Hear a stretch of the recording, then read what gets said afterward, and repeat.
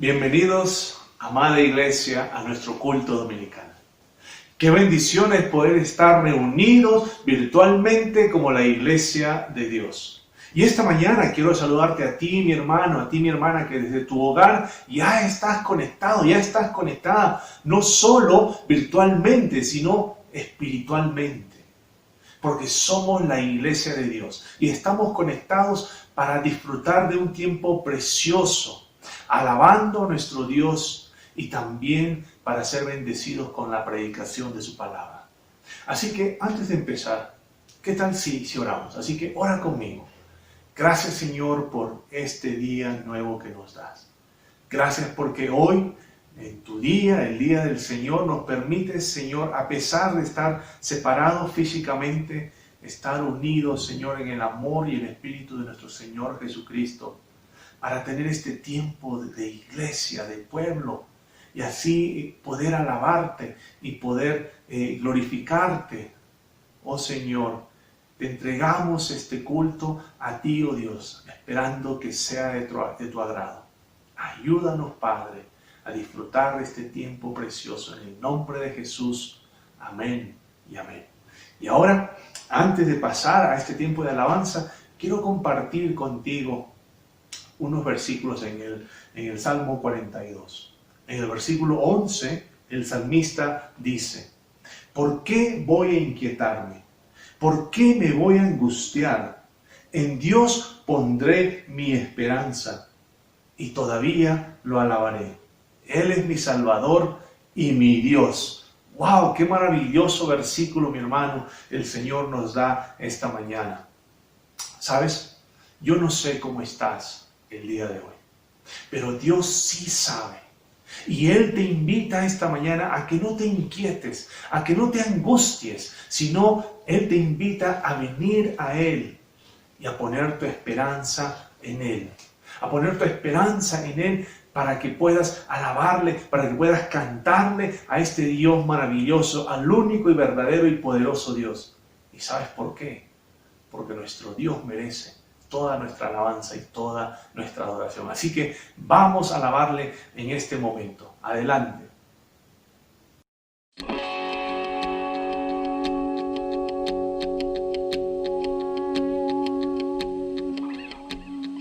¿Quién soy yo para que el gran rey me acerque así?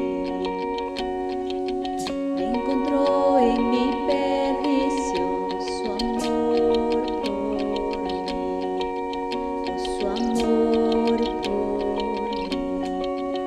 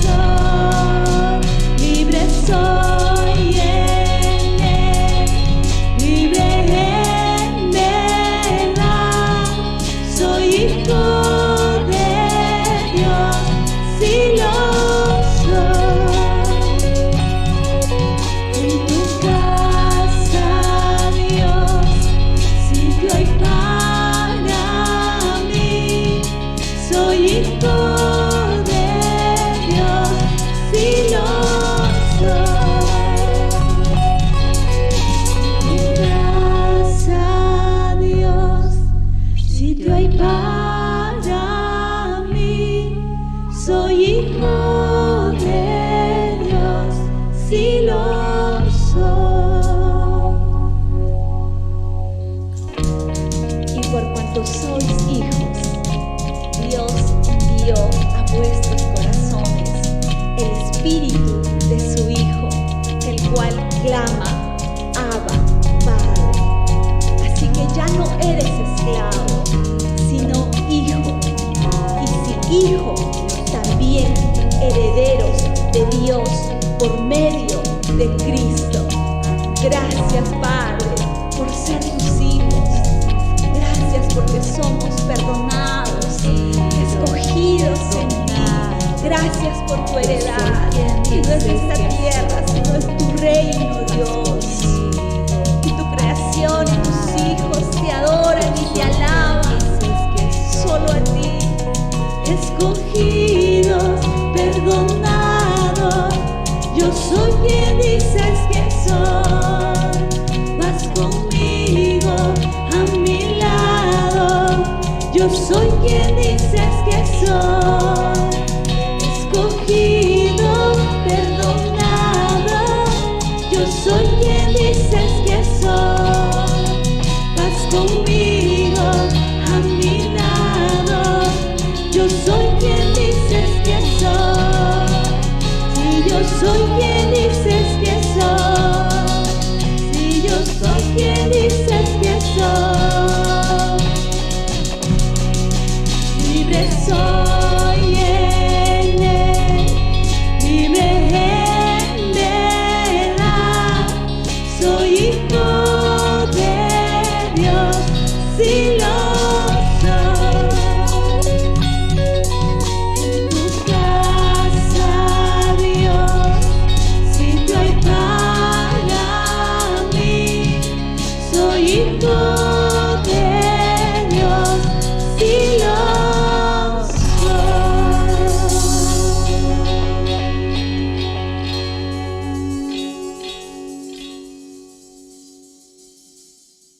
Y ahora, hermanos, vamos a tener un tiempo precioso, un tiempo muy especial para la Iglesia del Señor. Y ahora vamos a participar de la Santa Cena. Y hoy, primer domingo, una vez más, aunque separados físicamente, pero unidos en el amor de Cristo, vamos a tener este tiempo especial, donde vamos a recordar y celebrar la Santa Cena que nuestro Señor Jesús instituyó.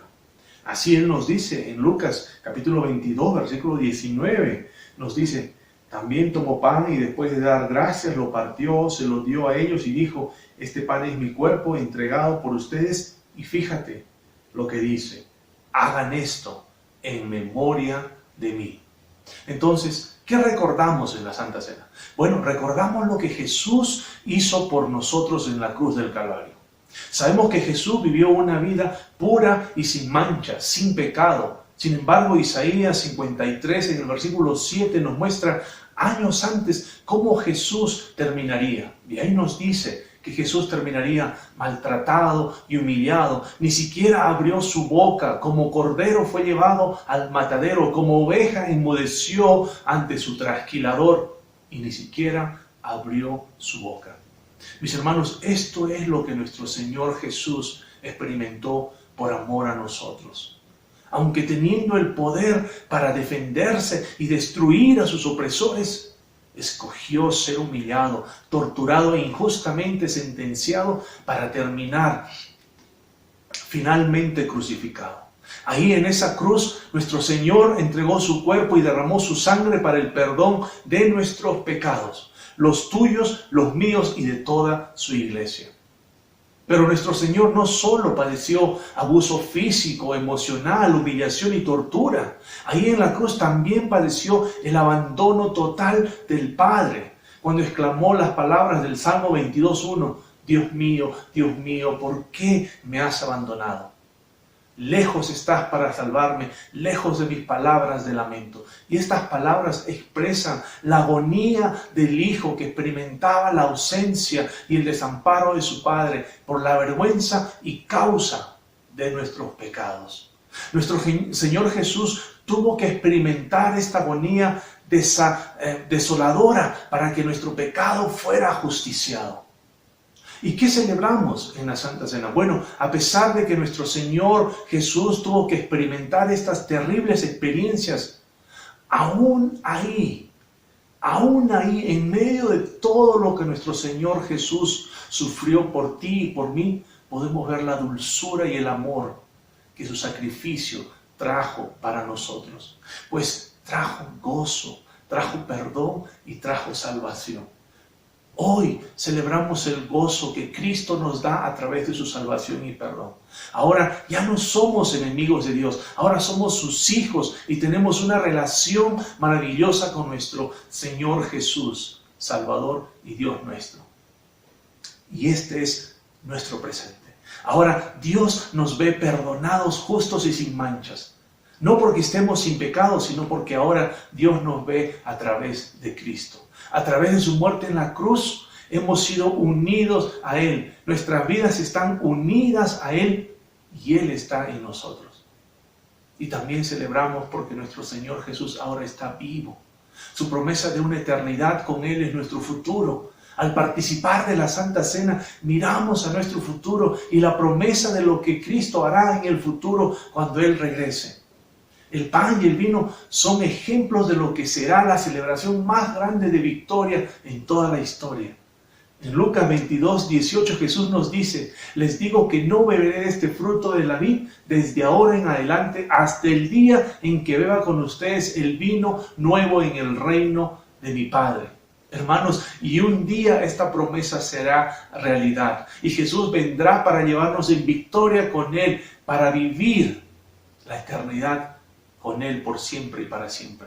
Y estas son las palabras de gozo que hoy recordamos, que hoy celebramos, palabras de esperanza y un gozo eterno que nos espera a ti y a mí, la iglesia de Cristo. Por eso, mi hermano, mi hermana, te invito a venir a la mesa del Señor, recordando el costo del sacrificio de nuestro Señor y recordando también el gozo que ahora tú y yo tenemos, que nos ha sido dados a través de este precioso sacrificio.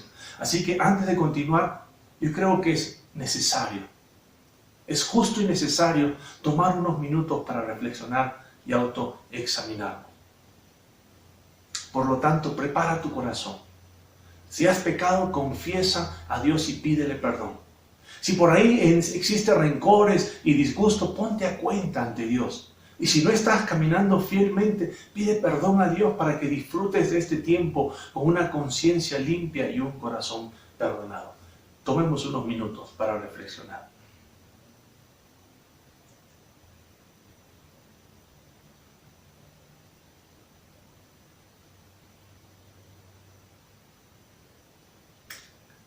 Gracias, Señor, por este recordatorio maravilloso que nos permites disfrutar en este tiempo. Aún en la cuarentena, Padre, focalizada, o aún en estos tiempos que estamos donde nada es normal, tú nos permites, Señor, recordar que tenemos esperanza, que tenemos victoria en ti. Gracias por lo que hiciste, Señor, en la cruz. Gracias por todos los sacrificios, Señor, que tú pasaste por nosotros y nuestro pecado. Y ahora, Padre, ayúdanos a disfrutar de este tiempo. Si no hemos caminado fielmente, perdónanos, Señor. Si no hemos sido fieles a ti, perdónanos, Padre. Si no hemos sido fieles con nuestro prójimo, perdónanos. Pero ahora, Señor, permítenos ver y recordar, Señor, esta Santa Cena, el significado precioso que tiene para nosotros. Gracias, en el nombre de Jesús. Amén y amén.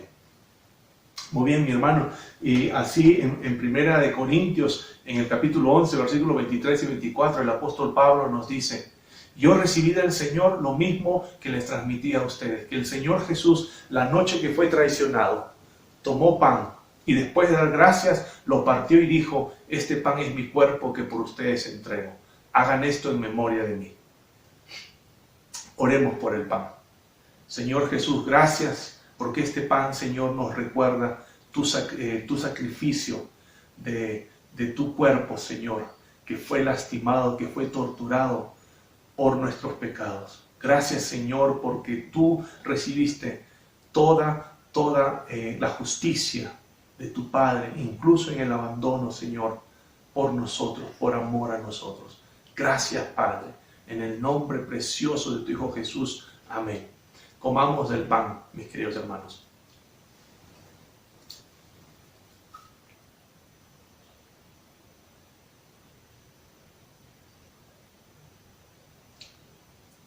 Y también, más adelante, en el mismo capítulo, el apóstol Pablo nos dice en los versículos 23, 24, de la misma manera, después de cenar, tomó la copa y dijo: esta copa es el nuevo pacto en mi sangre. Hagan esto cada vez que beban de ella en memoria de mí, porque cada vez que comen este pan y beben de esta copa, proclaman la muerte del Señor hasta que Él venga. Oremos por el vino. Gracias, Señor, porque este vino nos recuerda tu sangre preciosa que derramaste, Señor, en la cruz. Gracias, Padre, porque ese vino es el nuevo pacto, Señor, en el que ahora nos permite, Señor, ser parte. Y gracias porque tu amor, Señor, es maravilloso. Tu perdón y tu salvación son preciosas. Ayúdanos, Señor, a recordar lo que costó, Padre, nuestra salvación. En el nombre de Jesús. Amén. Iglesia, tomemos el vino.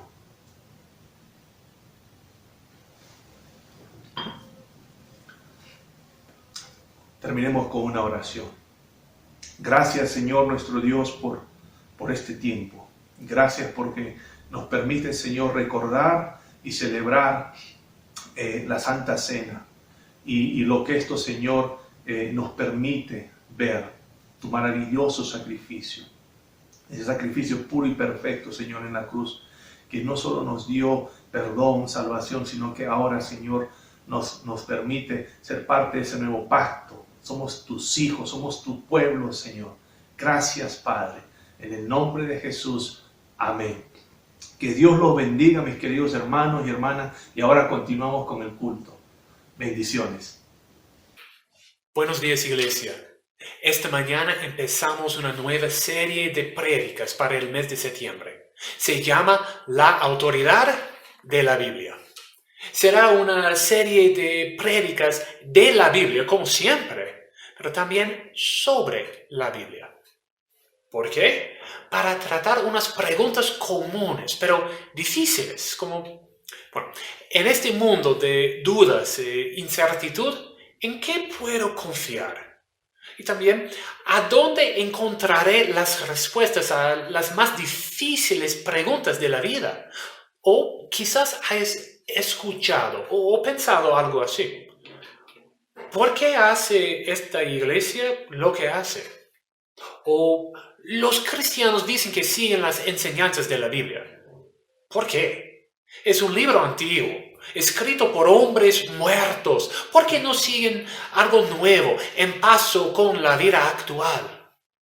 Este mes vamos a estudiar sobre la Biblia. Este libro, escrito en el curso de como 1500 años por 40 autores de 3 continentes y varios países, de diferentes ámbitos de la vida: reyes, profetas, pescadores, pastores, granjeros, pero todos sin desacuerdo, todo con un solo objeto: relatar la historia de la relación de Dios con su creación y con nosotros, los humanos. Su propósito es revelarnos a Dios. ¿Y quién es el único que puede revelarnos a Dios? Dios mismo. ¿Pero por qué? ¿Para qué quiere Dios revelársenos a nosotros? Esta mañana vamos a leer del libro de 2 de Pedro para encontrar la respuesta. Y en el proceso espero que cobremos más confianza en la palabra al aprender de su autor, Dios mismo. 2 de Pedro, capítulo 1, dice: Simón Pedro, siervo y apóstol de Jesucristo, a los que por la justicia de nuestro Dios y Salvador Jesucristo han recibido una fe tan preciosa como la nuestra. Que abunden en ustedes la gracia y la paz por medio del conocimiento que tienen de Dios y de Jesús, nuestro Señor. Su divino poder, al darnos el conocimiento de aquel que nos llamó por su propia gloria y excelencia, nos ha concedido todas las cosas que necesitamos para vivir como Dios manda. Así Dios nos ha entregado sus preciosas y magníficas promesas para que ustedes, luego de escapar de la corrupción que hay en el mundo debido a los malos deseos, lleguen a tener parte en la naturaleza divina. Precisamente por eso, esfuércense por añadir a su fe virtud, a su virtud entendimiento, al entendimiento dominio propio, al dominio propio constancia, a la constancia devoción a Dios, a la devoción a Dios afecto fraternal y al afecto fraternal amor. Porque estas cualidades, si abundan en ustedes, los harán crecer en el conocimiento de nuestro Señor Jesucristo y evitarán que sean inútiles e improductivos. En cambio, el que no las tiene es tan corto de vista que ya ni ve y se olvida de que ha sido limpiado de sus antiguos pecados. Por lo tanto, hermanos, esfuércense más todavía por asegurarse del llamado de Dios, que fue quien los elogió. Si hacen estas cosas, no caerán jamás, y se les abrirán de par en par las puertas del reino eterno de nuestro Señor y Salvador Jesucristo. Por eso siempre les recordaré estas cosas, por más que las sepan y estén afianzados en la verdad que ahora tienen. Además, considero que tengo la obligación de refrescarles la memoria mientras viva en esta habitación pasajera que es mi cuerpo, porque sé que dentro de poco tendré que abandonarlo, según me lo ha manifestado nuestro Señor Jesucristo. También me esforzaré con empeño para que aún después de mi partida ustedes puedan recordar estas cosas en todo tiempo. Cuando les dimos a conocer la venida de nuestro Señor Jesucristo en todo su poder, no estábamos siguiendo sutiles cuentos supersticiosos, sino dando testimonio de su grandeza, que vimos con nuestros propios ojos. Él recibió honor y gloria de parte de Dios el Padre, cuando desde la majestuosa gloria se le dirigió aquella voz que dijo: «Este es mi Hijo amado, estoy muy complacido con él». Nosotros mismos oímos esa voz que vino del cielo cuando estábamos con él en el Monte Santo. Esto ha venido a confirmarnos la palabra de los profetas, a la cual ustedes hacen bien en prestar atención, como a una lámpara que brilla en un lugar oscuro, hasta que despunte el día y salga el lucero de la mañana en sus corazones. Ante todo, tengan muy presente que ninguna profecía de la Escritura surge de la interpretación particular de nadie, porque la profecía no ha tenido su origen en la voluntad humana, sino que los profetas hablaron de parte de Dios, impulsados por el Espíritu Santo. Es la palabra de Dios. Oremos, iglesia. Oh Señor, te agradecemos tu palabra. Que sea una lámpara a nuestros pies y una luz a nuestro sendero. Amén. ¿Recuerdas la pregunta que hice antes de leer este pasaje? ¿Para qué Dios quiere revelársenos? Encontramos la respuesta en estos versículos.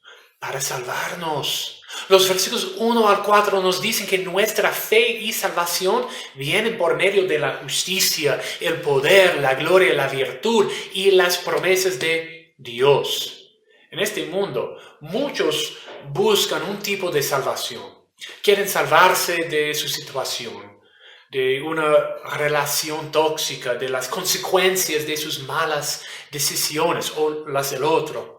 Y buscan esta salvación, esta nueva vida por todos lados, algunos en los placeres de la vida, otros en el poder o en la fama o el trabajo o la familia, pero estos caminos no serán de provecho.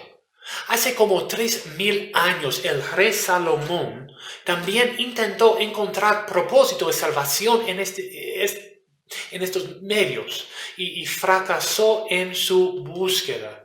Gracias a Dios compartió su historia con el mundo en el libro de Eclesiastés. Amigo, quizás tú estés de un viaje similar. Solamente en la Biblia vas a encontrar la verdadera salvación, no solo de las situaciones de la vida, sino del pecado, de la muerte. ¿Cómo? Escucha este sermón, te voy a mostrar.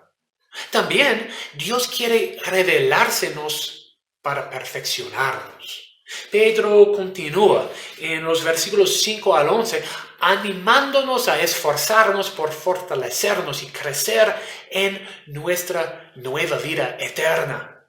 Dios nos ha dado tan grandes promesas, no simplemente por unos días de alegría, sino para cambiarnos al profundo del corazón y conformarnos a la imagen de Jesucristo. Hermano creyente, ¿ya has llegado a la madurez perfecta? ¿Ya no luchas contra las tentaciones? ¿Siempre tomas las buenas decisiones? ¿Actúas con la paz y paciencia de Dios en cada situación? Tampoco yo. Entonces, seguimos en la palabra para que Dios siga cambiándonos. La Biblia es para todos, para que los no creyentes conozcan de la desesperanza de su situación debido a sus pecados y también del amor de Cristo al salvarlos. Y para que los creyentes sigan transformándose cada día más según la voluntad perfecta de Dios.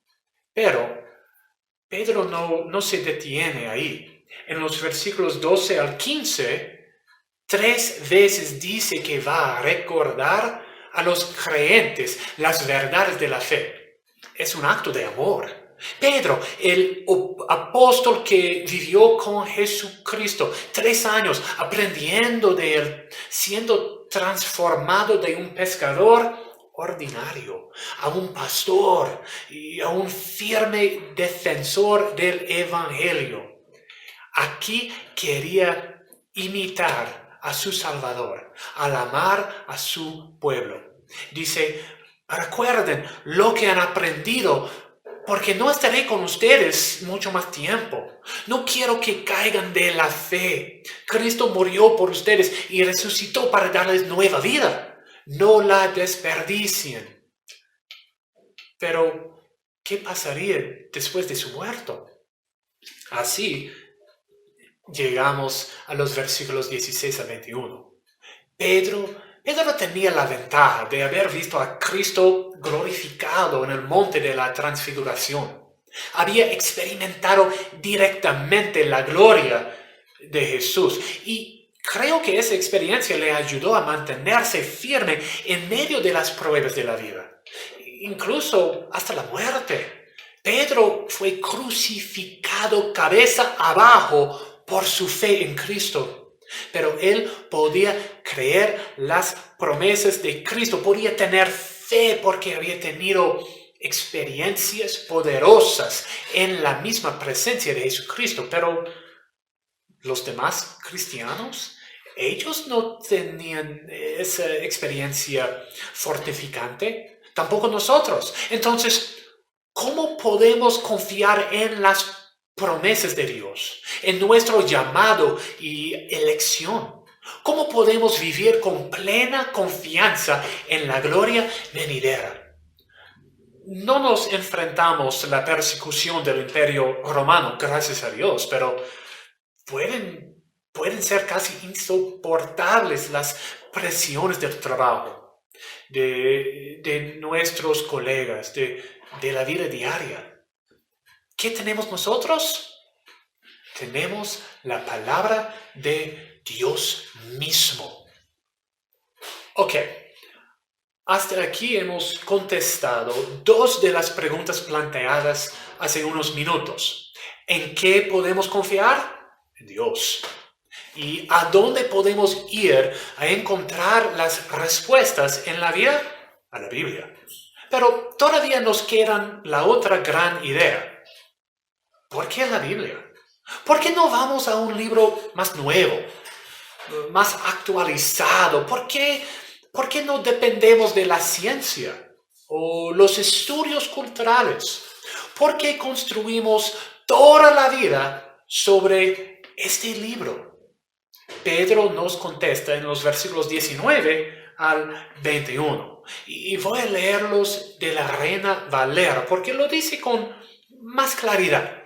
Versículo 19 dice: tenemos también la palabra profética más segura, a la cual hacéis bien en estar atentos, como a una antorcha que alumbra en lugar oscuro, hasta que el día esclarezca y el lucero de la mañana salga en vuestros corazones. O sea, Pedro dice: no confíen en mi experiencia. Pongan su fe en algo más confiable, la palabra de Dios. Pedro había visto con sus propios ojos el cumplimiento en Cristo de varias profecías. Había experimentado la gloria de Dios, pero él confiaba aún más en la palabra de Dios. Y nosotros lo debemos también. Las memorias se desvanecen, ¿no? Por ejemplo, hace 26 años, cuando yo tenía 13 años, perdí a mi mamá.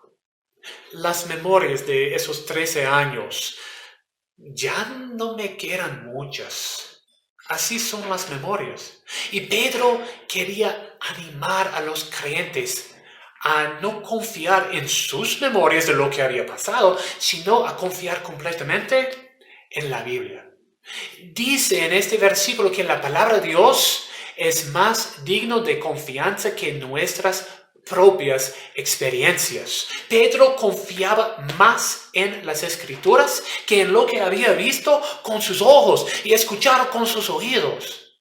Esta enseñanza se va directamente en contra de las enseñanzas, las creencias de este mundo. La cultura nos dice: yo no lo creeré hasta que lo vea. Y también, sigue tu corazón. Pero, ¿qué diría el apóstol Pedro si estuviese aquí con nosotros? Diría: no confíes en tus experiencias, confía en la Biblia. ¿Cómo sería? ¿Cuál argumento nos propone para explicar esta confianza tan radical? Porque el autor de esta Biblia es digno, totalmente digno de esa confianza. ¿Quién es? Es Dios. Los versículos 20 y 21 dicen: entiendo primero esto, que ninguna profecía de la Escritura es de interpretación privada, porque nunca la profecía fue traída por voluntad humana, sino que los santos hombres de Dios hablaron siendo inspirados o impulsados o llevados por el Espíritu Santo. Iglesia, Dios es el autor de todas las Escrituras. Entonces, la Biblia es verdad. No simplemente contiene verdad, es verdad. Y por eso, digna de toda confianza. Hay personas, autores populares, que dicen que la autoridad de las Escrituras es concedida por la Iglesia. La doctrina de la Iglesia Católica afirma esta falsa creencia al mantener que la autoridad de la Biblia está respaldada por las tradiciones y los líderes de esa iglesia. Pero, hermanos, estos versículos afirman bien claramente que las Escrituras tienen una autoridad única que proviene de su autor, de Dios mismo. Leí el Salmo 119 al estudiar para este sermón es el capítulo más largo de la Biblia y tiene un tema: alabar a Dios por el regalo de su palabra. Tiene 176 versículos y 174, solo faltan 2. Los demás se refieren a la palabra de Dios con frases como tus palabras, oh Señor, tu promesa, tu ley, tus decretos, tus preceptos, tus estatutos, tus mandamientos, tus juicios. El salmista estaba convencido de quién era el autor de la Biblia, el Señor. Y encontramos esta verdad en toda la Biblia, no solo este salmo. Pero, ¿Dios escribió la Biblia con su propia mano? No. Nuestro pasaje dice que los santos hombres de Dios hablaron siendo inspirados o impulsados por el Espíritu Santo. La Biblia fue escrita por hombres de Dios. Moisés escribió con su mano el Pentateuco, los primeros 5 libros de la Biblia. Isaías escribió Isaías. Santiago. No decimos que la mano de Dios descendiera desde los cielos, tomara un lápiz y escribiera en los pergaminos ancianos. Hombres llamados por Dios escribieron físicamente las palabras, pero fueron impulsados por el Espíritu Santo. ¿Qué significa esto? Recuerden, Dios es soberano. Hace todo lo que quiere de la manera que elija. ¿Podría haber escrito las Escrituras de una manera sobrenatural y extraordinaria? Bueno, aquí en Arequipa hay mensajes y publicidades en las laderas de las colinas, ¿no? Dios podría habernos dado su palabra de la misma manera, pero no. Eligió involucrar a varios de sus siervos en el proceso, permitiendo que sus experiencias y su carácter y personalidad se presentaran. Un ejemplo. Yo puedo escribir la misma cosa con 3 diferentes tipos de fuente. ¿Quién es el autor? Yo. Las diferentes fuentes se presentan de maneras totalmente diferentes. Algunas más o menos formales, o más fría, o más cálida. Se puede decir que los autores humanos de la Biblia eran como los varios tipos de fuente, elegidos y diseñados por el Espíritu Santo, escribiendo lo que Dios quería, pero mostrando algo de su individualidad al hacerlo. Dios quería que sus vidas y las decisiones que habían tomado y sus personalidades se reflejaran en sus libros. Los salmos de David son muy diferentes de las 3 letras de Juan. Revelan la voluntad de Dios, pero con la huella de sus diferentes autores. Dios no creó robots. Ha creado a personas diferentes, distintas y únicas. Lo vemos claramente al leer la Biblia. Y quiero dejarte con buenas noticias, amigo. ¿Qué nos importa que Dios es el autor de la Biblia? ¿Cómo es buenas noticias que el autor de nuestra Biblia, la guía de la vida dentro y fuera de la iglesia, es Dios? Porque la Biblia es una expresión de todo el carácter de Dios, de su amor, de su misericordia, de su inmutabilidad y santidad y poder y fidelidad y bondad y paciencia e ira y gracia. Son buenas noticias porque no podemos encontrar esta verdad en ningún otro lugar. Si el Señor no nos hubiese dado esta palabra, no tendríamos la más mínima posibilidad de encontrarlo a Él por nosotros mismos. ¡Qué amor! Dios nos creó para vivir en comunión con Él, pero pecamos, rompiendo esta relación. Por eso merecemos el juicio. Y ya que Dios es perfecto y santo, el pecado merece la muerte. ni queremos ni podemos pagar esta deuda. Pero gracias a Dios, leemos en la Biblia que Él envió a su único Hijo a morir en lugar nuestro, aunque nunca pecó, para pagar el precio de nuestros pecados. Y no solo murió, demostró su poder sobre aún la muerte, resucitó el tercer día, dándole a cada creyente no solo el perdón, sino también la vida eterna. ¿Cómo lo sabemos? Porque se nos ha revelado en la Biblia. Y esta Biblia es útil para más que simplemente guiarnos a la salvación, tan grande que sea. También nos guía en la vida diaria, revelándonos todas las perfecciones de nuestro gran Salvador. Entonces, esta iglesia sigue la Biblia. La Segunda Confesión Bautista de Londres dice en su primer párrafo: las Sagradas Escrituras constituyen la única regla suficiente, segura e infalible de todo conocimiento, fe y obediencia salvadores. Y la declaración de fe de esta iglesia, de la Iglesia de Arequipa, está de acuerdo con esa confesión histórica. Dice: creemos que la Biblia, es decir, los 66 libros del Antiguo y Nuevo Testamentos, es la palabra inspirada por Dios, la escrita revelación divina a los hombres, sin error como fue dada originalmente, absoluta en su autoridad, completa en su revelación y final en su contenido. Esta iglesia y cada iglesia sana basa sus creencias, sus enseñanzas y todo lo que hace en la Biblia. Nosotros, los pastores, predicaremos y enseñaremos de este libro.